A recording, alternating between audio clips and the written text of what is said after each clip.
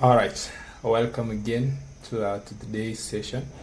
So for today, we will be looking at how then do we proceed to handle pagination in regard to the number of records that we need to return to the user making the request to our application, so that we can be able to optimize performance, and at the same time we can be able to make use of chunked data to reduce the performance impact whenever it's an endpoint which is resource intensive. So from our previous session is that we ended up having the listing of all the films. So you can see by making this call, you can be able to see that we are able to get all the films, and they're actually up to 1,000 if I'm not wrong within the database. We have a quite range of records. So in this case, what you're going to do is actually now simplify the process of obtaining data using the pagination idea in Spring Boot. Now to get started, I'm going to start with opening my project on the side. Then the first thing that today I'm going to do is add the particular Spring Boot dev tool so that I can be able to automatically restart my application, in that I'm not going to do any other scripts for SQL. So for now I want just to have the Spring Dev tools installed so that I can make use of the auto reloading of the applications, so that I don't waste time in regards to whenever I want to check the new changes. So the first thing that I'm going to do is going to press Ctrl+Shift+P on VS Code, and for this case I'm going to toggle this screencast mode so that you'll be able to see the shortcuts that I'm using to achieve all this. And then from there I'm going to do again Ctrl+Shift+P, and in this case I'm going to just click Spring Initializer Add Status. So I'm going to select that. Then with that, you can see at the moment we have 6 dependencies from the starter applications. So I'm going just to search for dev tools. So once I search that, click select, and you'll be able to see now my selected dependencies is actually 7. So click enter to proceed. Then at the same time, I'm going to click proceed down here to just have that last updated dependency added. But then at the same time, you can just go to Maven Spring Initialize and do the same and copy the actual dependency and put it here. So that's the first thing that I'm going to do, so that whenever we run our application, it's going to automatically restart and load the application. So as that is said, we can now proceed to having our pagination set for this particular data. So in regard to pagination, we'll be sending a mono of a page, which will be able to enlist for us the page number, the page size, and all that in terms of the records that we are looking at. So quickly, we are going to start off by defining a section which is going to return pageable data for our case. So the first thing is to head over to the controller. Then within the controller, we are working with the film controller. So in this case, we are going to have our function here.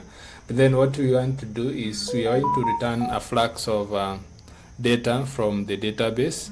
So, and in this case, we need to start from the repository. So for our repository, head over to the repository section, click on the film repository. And then for this case, as you can see, we had a section which is returning data. By default, we were making use of the default one, which is find all. Right, so you were searching data find all ideally, but then at the same time you can make use of find all, which gives you all the entire flux of data. So that's the first thing that we used ideally before I made that change. So the next thing is that within the repository we are going to define, I can remove this particular function. So we are going to define a new function which is going to be now taking a pageable object, and we'll be able to return us a flux of data. So to define that, we go to the film repository, and here we want to define a single method which is going to be flux, and then this flux is going to contain a flux from core publisher, and then dot in ampersand, we are going to have this one as in the diamonds operator, we are going to have this one as film. Alright, and we need to import that film, and then this one we are just to call, say, find by. Alright, and in this case we are going to find by the particular page request. So we need to make a page request to this one so that we can be able to make use of the pagination. So we are going to say pageable. So we need a pageable data domain. So pageable request, and this is going to be pageable object. So that is what we are going to add, and automatically Spring we'll be able to know the particular method. And in this case we just want all the records, so we need just to say find all by. Alright, so that automatically will have an implementation of that method in the background, and we'll be able to have made use of pagination. So once we save that, the next thing that we are going to do is define the method within the service, which will be able to assist us in regard to returning data which is paginated. So we go to the film service, and in this case we are going to return a mono object of a page. So in this case we just want a single entity which is going to be of type page, and then this particular page is going to contain data, and in this case the data is going to be film. Alright, so we expect to have that film data, and then close that. Then in this case we are going to just say get films. So I'm going just to click that. Then within this particular function we need to specify the page request. So in this case we are just to have a page request. We expect to have a page request, and then page requests, and that is all that we require on the interface. So quick fix that I need to import this particular classes from the domain for page, and also the mono for co-publisher. So that is our method, which is going to be used in the controller to return data which is paginated, and then it's also in return it to be able to send in more information in regard to the current page that we are looking at, and at the same time the current data that we are looking at. So in this case, once we have that method within the interface, then we need just to make an implementation of it. So I'm going to click add an implemented method, and you can be able to see down here we have our method. So the first thing that we are going to do here on the service class is to make the call to the data or to the database, and for us to be able to manage pagination correctly, we need to be able to sort the data. So within our page request, we are going to define the field that we are going to use to do the sorting of this particular data, so that whenever we are querying, we are able to get that by the data. So in this case, what we are going to do is going to be simple. So in this case, we are just to say the film repository dot find all by. You can see now we had defined this particular method, find all by. So this is the method that we just defined. And then we need now the page request. So our page request is going to come from the controller, which is going to be page request. Now this alone is not enough, because we don't need the controller to know how you're going to ensure that we have a correct sorting. So within this one, we are going to define our custom sort. So you can just say with sort. So you can be able to define with sort, and then whereby you specify the direction and all that. So I'm going to make use of this sort, whereby we use the actual sort function or class. Then with sort, and then within function quotes, you are going to specify the sort operation. So sort dot by. So you're going to sort by which particular field or property. So I'm going just to select that. Then for this particular sort, we want to specify the sorting column name that we are going to use, and in this case we are going to use a simple column name to define the sorting, and this particular column name is going to come from the actual entity. So our entity in the film which we are using here is going to be film ID. So we can just make use of film ID just to ensure that you're able to sort by ID, and basically because this is auto incremented, we can make use of that. So you're going to just specify this one in quotes, which is going to be sort by film ID. Alright, so that is the property that we are going to use. And then in which order are we going to sort this one? We want to sort this one as ascending, so we can just start with ascending, and then you specify the method ascending, and that is how we make the page request with sort, and then we define our custom sort on how the data is going to be sorted. Now once you're done with this, then what you're going to do is now get the actual data and convert it into a mono. So once you have gotten our page, what we are going to do definitely here is going to be, we are going to collect it to a list. So we are going to say collect to a list, and that will be able to give us a mono list of film. So once we collect that, then the next thing that we need to do is to collect and format it into a page request. Right? We have the lists of data, and then we need to zip it with the count so that we form a page request.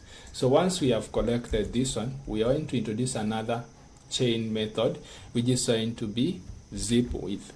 All right, so you're going to make use of ZipWith, and in this case you're going to ZipWith, and we need to send back the count of data in regard to the actual values within the DB, because you just want to know how many records do we have in the DB and how many are we returning. So what we are going to do defining here is going to be the actual count within the database, and the particular count will be accessed from the film repository. So you can make use of that film repository.count. So you can see this one is going to give us back a mono of the actual count of data. Then once you're done with zipping that, then we just need to map it directly to a page object. And you can see, what you might realize is that the page object is actually an interface. And then this particular page, it's going to expect T, which is going to be the type that we want to do. And then at the same time, now we need to set the information of whereby you are going to return new page implementation, and then collection, the actual collection, and then we are going to set the pageable object and the total values. So that is all that we are going to do quickly. So we go back here, we are going just to say map, and then we want to map this particular entity that we have just created, and I'm going just to call it T, and then this map of T is going to be introducing lambda, then we just going to call new page implementation. So I need to make use of that, and then you can see that we have two different implementation, and in this case we are going to say new page implementation. And then for this particular one, we need to set the constructor, and then for this constructor we expect to have, you will just see, we expect to have some data. Now this data is going to be something simple. You're going to get the actual data from the zip, and in this case it's going to be t dot get t1, and this t1 will be able to give us back the list that was actually collected. Right, so that gives us the data in terms of the list. And then the next thing that we need to return is, from the user's perspective on the controller, they sent us a page request, and we are going to return this particular page request as the second argument. And lastly, we are going to get now the actual count, and the actual count is what we have here zipped with. So the first one will be able to collect list, will be able to be t1, and then zip with and this particular other mono, we are combining them together, this one will be t2. So we are going to just say t dot get t2, and that t2 will be able to get us the actual mono of the count, which is long type, and then we just need to make that particular function call.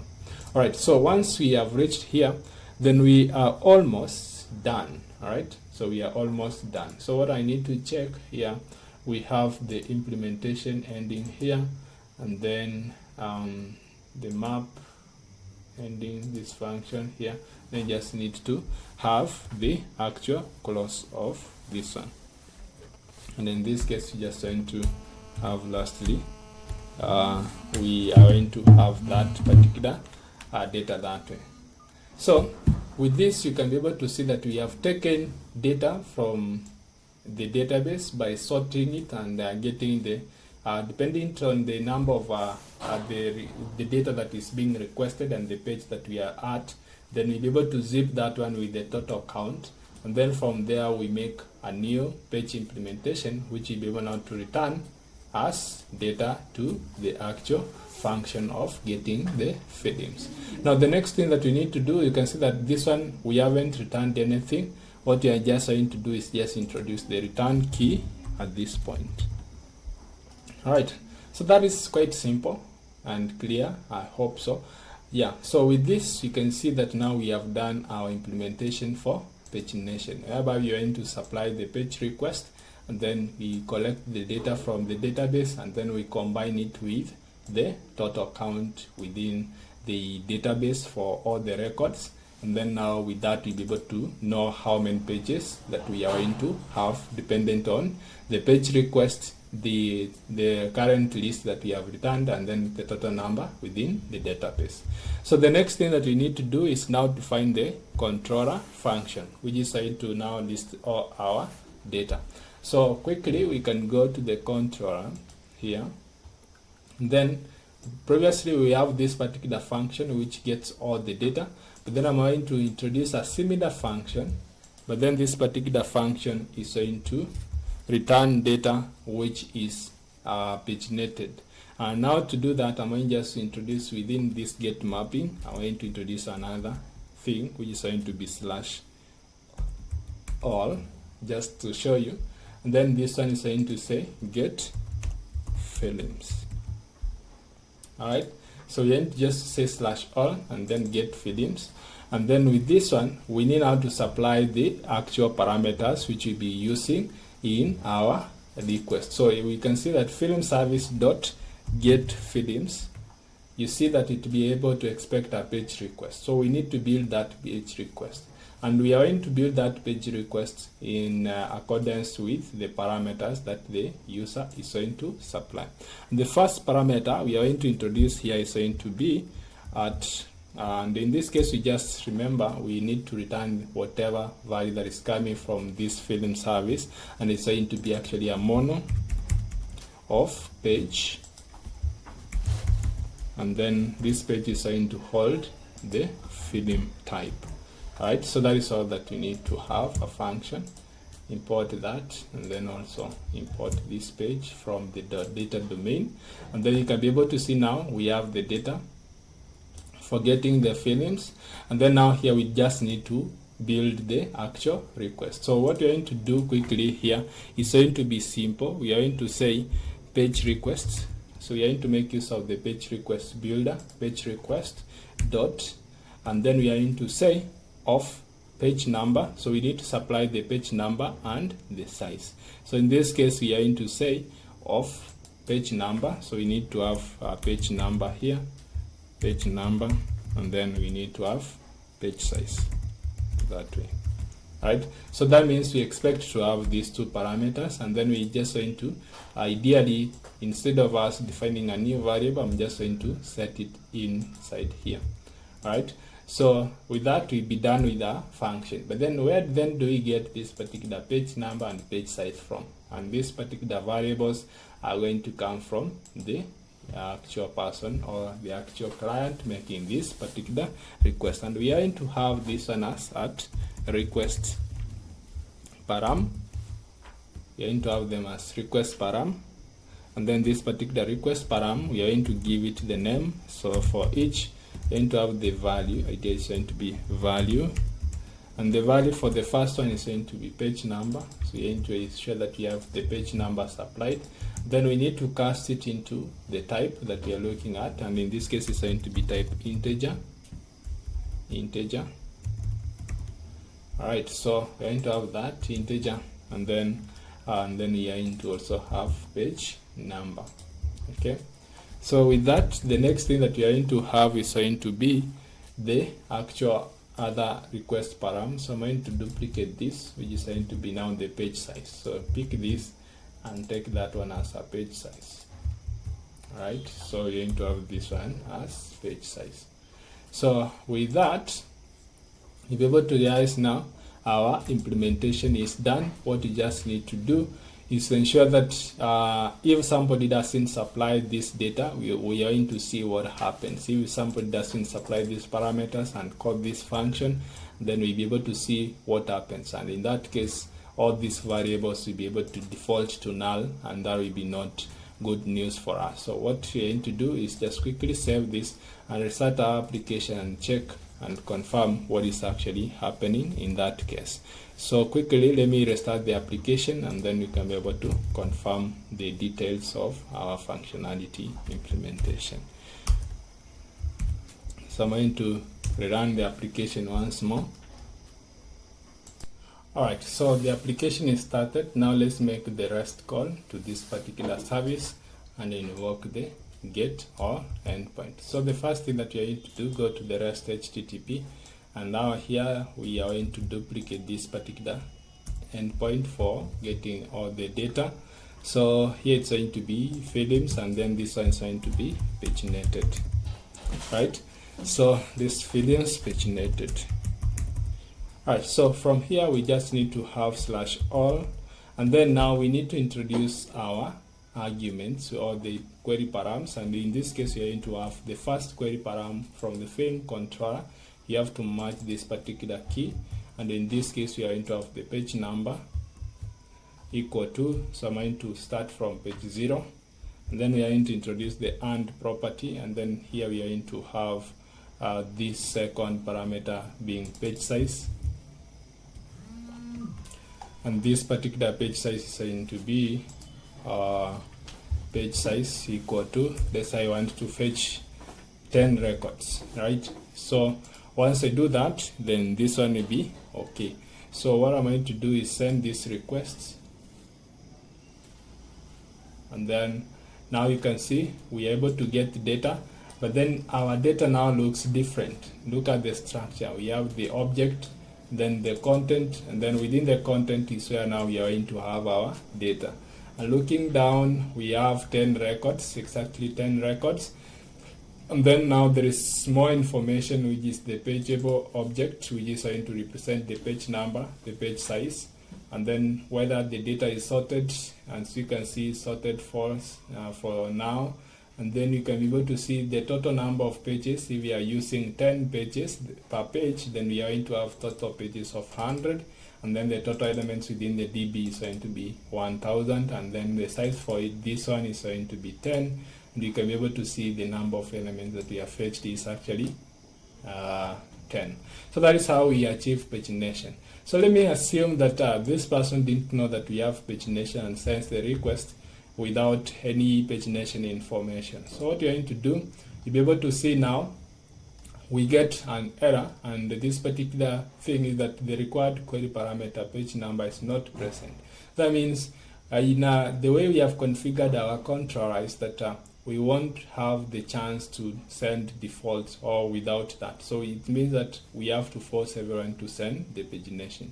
But then as a good developer, you can ensure that you have a default values for all our arguments. So what we're going to do within the film controller, we are going to introduce some default value. So here we are just have default value, and this particular default value page is going to default to 0, and then if it's not supplied and the page size is not supplied, we are also to default to in this case we are going to default to 10 records.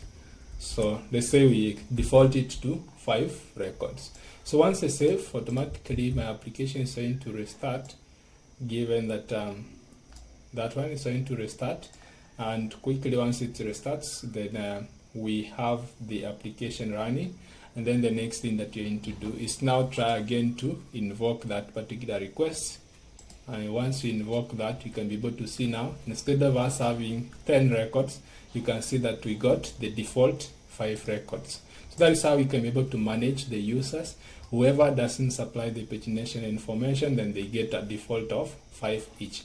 But then if they supply the information, then they get the data dependent on how much they are able to consume. So I'm going to undo that, and then that is how we make our application future proof. Remember to subscribe and comment and like and share our video so that we can get more guys learning the same concept that you have learned today. Thank you. Bye bye. Till next time. Bye.